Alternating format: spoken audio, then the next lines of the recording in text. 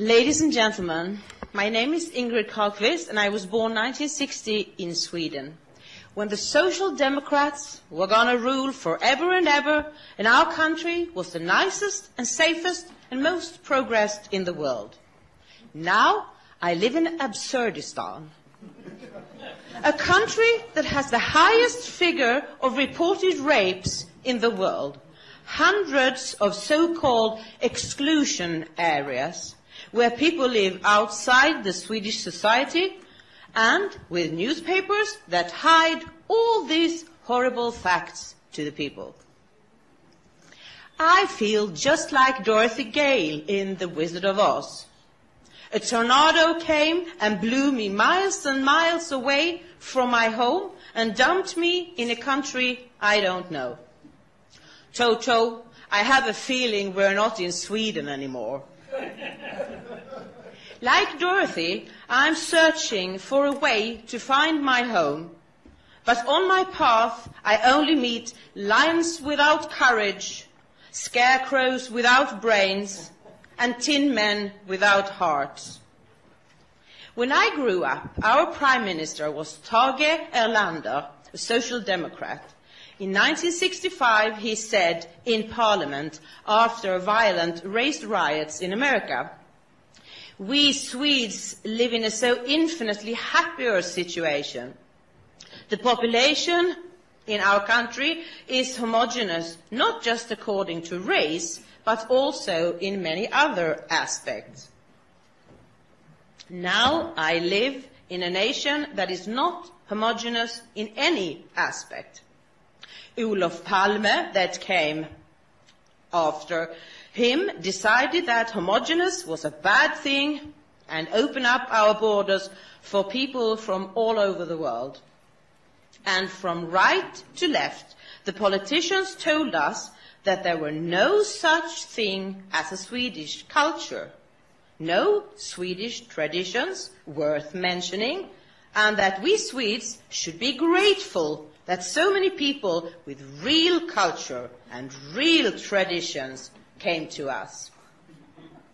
Mona Sahlin, a later leader of the Social Democrats, said 2002 with the magazine Euroturk, she was asked, "What is Swedish culture?"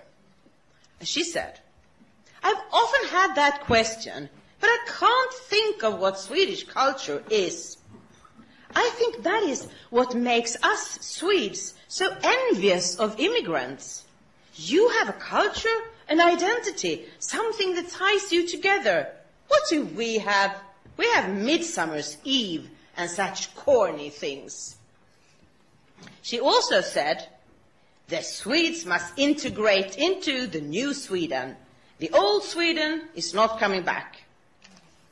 In this new Sweden, we have more reported rapes than any other country in the European Union, according to the study by Professor Liz Kelly from England. More than 5,000 rapes were reported that year, 2008. Last year, it was more than 6,000. In 2010, another study reported that just one country in the world has more rapes than Sweden, and that is Lesotho in South Africa. For every 100,000 people, Lesotho has 92 reported rapes, Sweden has 53, the United States 29, Norway 20, and Denmark 7. In 1990, we counted to 3 exclusion areas in Sweden. Suburbs where mostly immigrants live, where they very few work, and they all live by welfare, and the children don't pass their exams. In 2002, they counted to 128 exclusion areas. In 2006, we had 156, and then they stopped counting. In some cities like Malmö, where I live, a third of all inhabitants live in an exclusion area. What did the Social Democrat mean, Mr. Erlander, when he said that we Swedes were homogeneous. I think that he meant things like norms, values, culture, and tradition, a feeling of fellowship, that we all in the old Sweden had a similar view of what makes the society good and how we solve conflicts. He knew what the Swedish culture was about, in contrast to Mona Sahlin. In the new Sweden, we need armed police officers at our hospitals because rivaling families fight each other in the hospital rooms. They gun each other down in the streets, and they rob and they beat old people. The crime rate grows by the minute, but the Swedish politicians and journalists tell us that it has absolutely nothing to do with immigration. The fact that our prisons are full of foreign people is just a coincidence or is explained by socio-economic factors. For many years, I was a mainstream media journalist, but I was always a bit of a troublemaker, always suspicious of what people said was the truth. When everybody ran that way, I always turned around to see what was in the other way.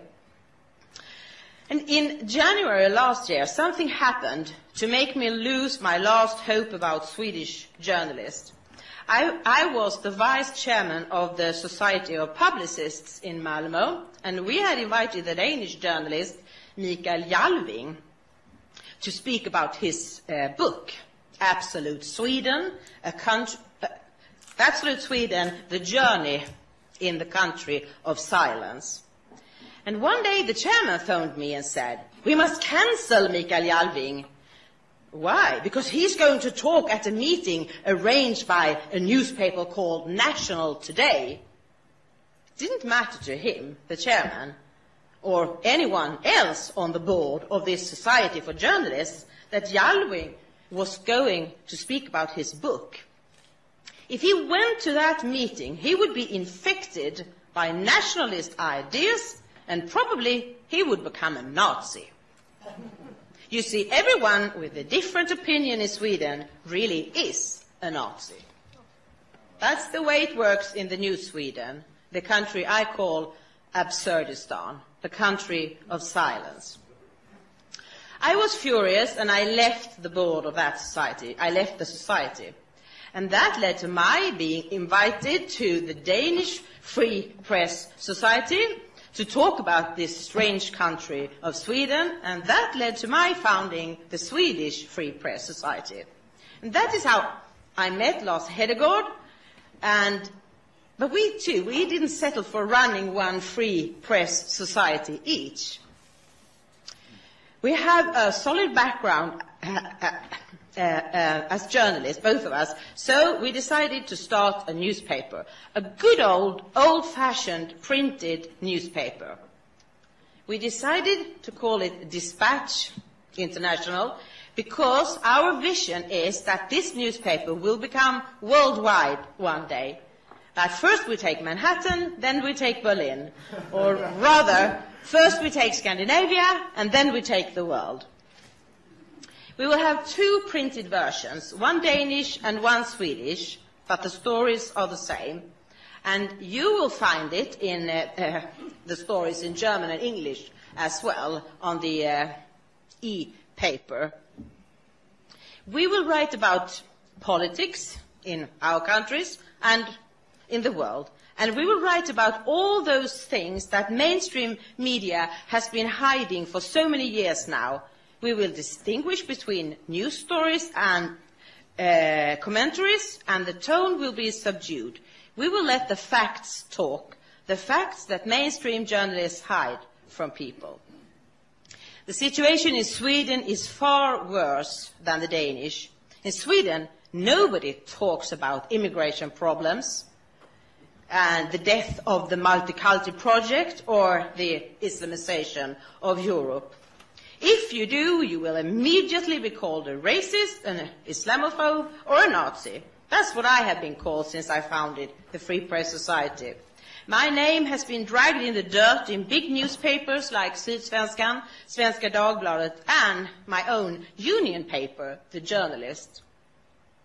So now I need you all to be my Glinda, the good witch of the north, and help me find my home again. I don't think it will work to tap the heels of my ruby slippers together 3 times, as Dorothy did, to wake up in her bedroom in Kansas. But if you support Dispatch by taking a subscription or become a shareholder or just donate money to us, you will take me one step closer to home, to the Sweden that once was, the Sweden I want back. Thank you.